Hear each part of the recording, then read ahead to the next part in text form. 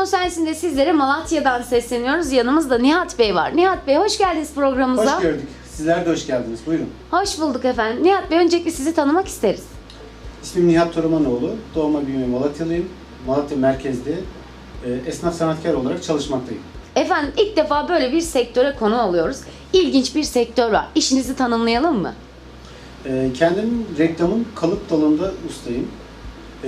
Gerek tahsilim gerekse geçmiş yıllardaki sanayi birikimimle bu alanda hizmet vermeye başladım. 15 yıldır bu alanda hizmet etmekteyim. Yaklaşık 25 yıllık da bir esnaflık deneyimimiz vardır. Hangi alanlara hizmet veriyorsunuz? Bizim hizmet verdiğimiz alan genelde kara kuvvetlerinde eğitim gören askerlerin eğitim yardımcı malzemeleri ve ihtiyaçlarını sağlamak üzerinedir. Efendim milli savunmada önemli olan bir şey yapıyorsunuz aslında. Eğitimde gerekli olan malzemeleri temin ediyorsunuz. Nerelere temin ediyorsunuz bu malzemeleri? Genelde askerlerin eğitiminde kullanılacak ve hazırlayıcı eğitim atışlarında kullanılacak malzemeleri, görselleri ve eğitim bilgilerinin hazırlanıp yeniden görsel zekaya dayalı reklam imalatını şeklinde yapıyoruz.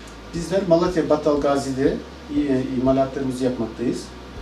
Üniversitede Teknokent'te ve ayrıca askeri eğitim malzeme.com'dan ulaşabilirsiniz.